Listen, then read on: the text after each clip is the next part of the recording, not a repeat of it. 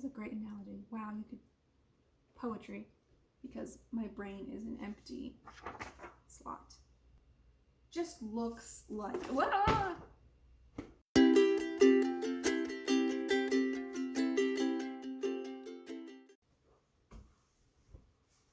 Welcome to September, and welcome to the beginning of one of the best seasons, if not the best season of the year.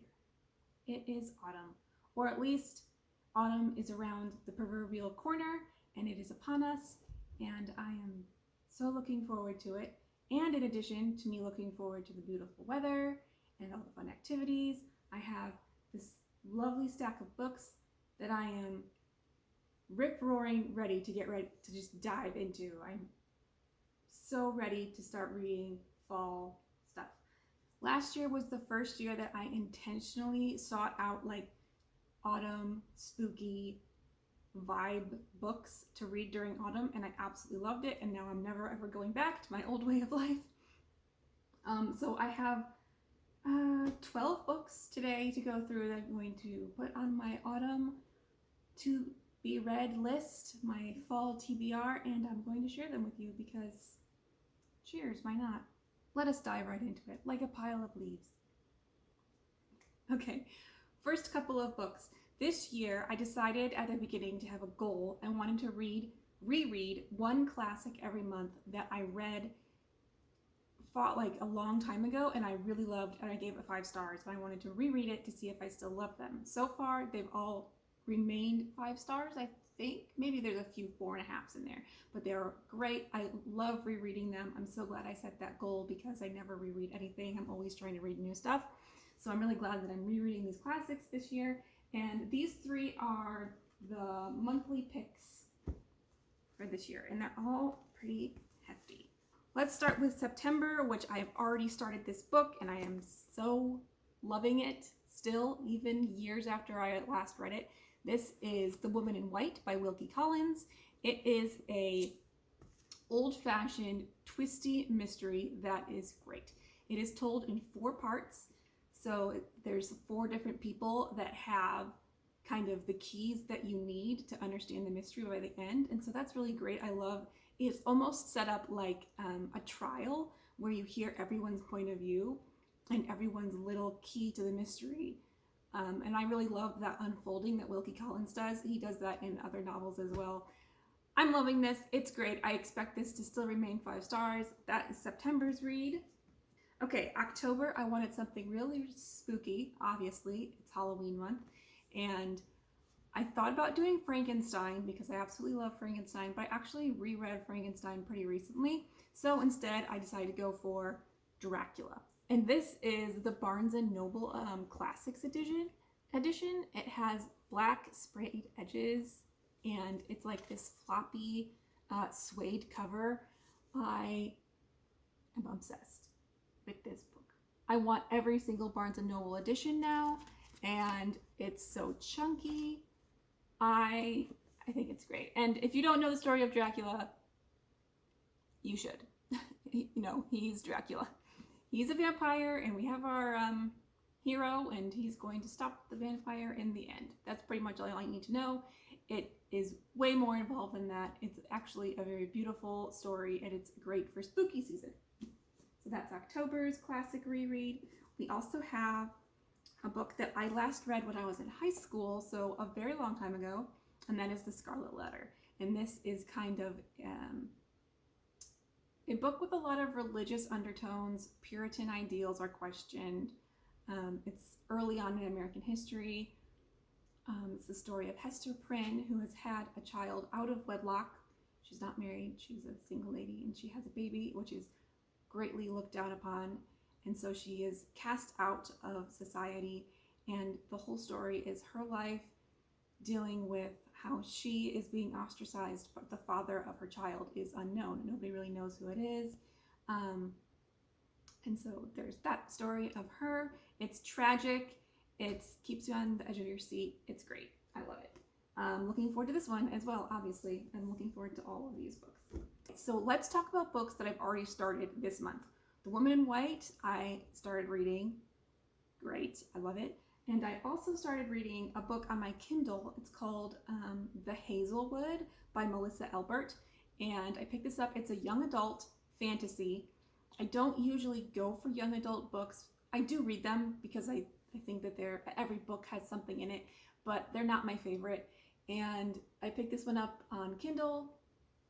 What do I have to say about it? I'm actually really liking it so far. It definitely has a dark and spooky feeling. It's the story of a girl named Alice who has lived a very transitory life because she's always on the move with her mother, because if they ever stop moving from place to place, bad luck catches up to them and they have terrible things happen to them.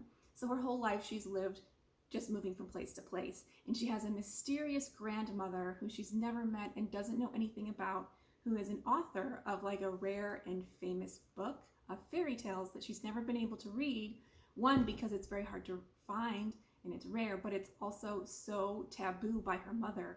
She can't talk about it or ask questions. And one day they get a letter that her grandmother has died, and this estate that she lives on, the Hazelwood, is now empty. And Alice's mother is like, for free, Alice, this is great, we can settle down, we don't have to keep running away from bad luck. And Alice doesn't really know if that's true, but they stop moving and it seems like things are okay until one day her mother disappears. And of course, the story of how she has to figure out why that is, who her grandmother was, the story of Hazelwood, and so on. I'm anticipating that I'm going to like it a little bit more than I thought I would. I was not expecting this to be as good as it is. I really like the style, so looking forward to that one. Last book for September that I'm planning on reading is The Golden Couple. This is another one that I have started, but I haven't gotten that far into, and I'm not sure if I'm gonna like it, but we will see. It's a book for my book club, which I have not been able to attend for a few months now because of medical appointments and health issues, as always. It's about a therapist and how she's helping this couple that has a bunch of secrets and hidden things about their relationship. And it's clearly going to have a couple of twists. It's a thriller. Oh my gosh, my cat is going crazy. It's a thriller. I am part of a thriller book club, even though I'm not a thriller lover. I think it's because I want to be a thriller lover because so many people love the genre and I want to be able to talk to them about it. And I want to be part of a book club. And this one was recommended to me by my sister, so I'm just sticking with it. I do like the books every month. I just don't adore the books every month. And I like the people, so The Golden Couple, I will finish it. I'll most likely give it a average rating, but you never know. It could surprise us.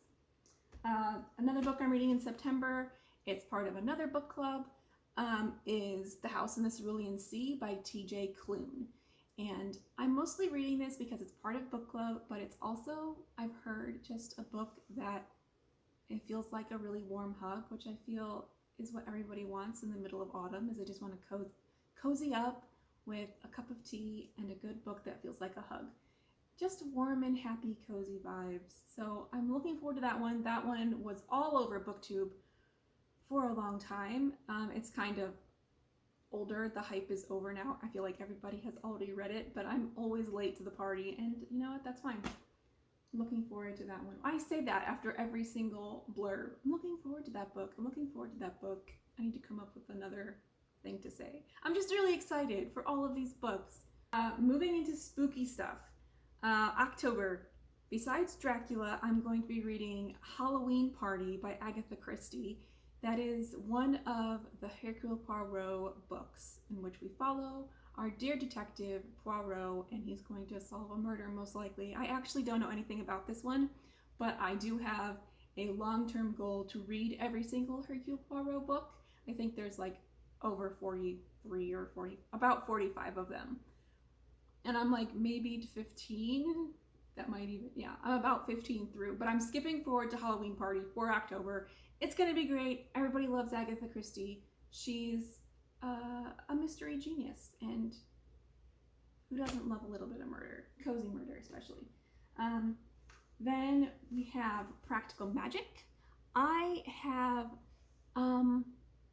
never actually seen this movie, and I'd love to watch it this fall for Halloween, but I don't want to watch it before I read the book. This is by Alice Hoffman. It's actually part of, I think, a trilogy, and it's a story about sisters who are witches, and one of them falls in love with a person who doesn't know that they're witches, and she puts a love spell on him, I think. And that's all I know about it. It seems cute, but also just it's about witches, so you know it's appropriate for October. I get to watch like a fall movie. It'll be great. So Practical Magic, another one. I wanted to also get into a nonfiction book for this fall. Like a lot of people, I don't read nonfiction as much as I should. I always really like it when I do. I feel like I know the type of nonfiction books that I really enjoy. And this is way heftier, but it's a beautiful flop. It's way heftier than I expected it to be. I got this from my library and I didn't like look at the page count before I put it on hold, but I'm excited about this, you guys. It's called The Warmth of the Sun. It's a bestseller, and so I've heard of it. I think it was like on a recommended book list that I was just looking up for some fall things about like what books I should read this autumn, and The Warmth of Other Suns came up. It's about the Great American Migration of animals. I don't know about you, but there's something about hearing the honk of geese in autumn as they're getting ready to fly south, and it's like a beautiful call of nature, and it wakes up something inside of me. And so I am so excited about migration, and that there is literally this much information about that topic is like exciting to me. Like I didn't even know that there was that much to learn about it. So I'm really going to dive into this, and I'm gonna get lost in it, I can tell. It's gonna be fantastic. Moving on to November, which is my birthday month, and the most dreary and drizzly and I think dark of all months, because you don't have the snow yet, but the days are getting shorter, and I have a love-hate relationship with it, because October is so blazing and full of color, and then November comes and it's like the dark kind of descends, and everybody goes inside and sips warm drinks and gets ready to eat November foods like pie and cookies and just hibernate for a little bit, and I love it. But so I have the Scarlet Letter. I also have this book. The cover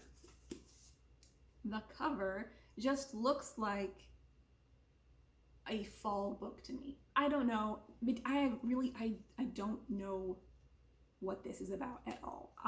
It was on my TBR list, I think because it was free on Kindle, but I feel like this is dark and twisty. It's called A House of Salt and Sorrows. It's by Erin A. Craig. If you know anything about this book, please leave a comment. Try not to spoil it, no spoilers, but just let me know if you read it or have heard of it and if it's good. I kind of like reading a book where I have absolutely no idea what it's about and I'm just going on nothing. Sometimes that's the best way to jump into a book. Ooh, they're living in a lighthouse. That always is good.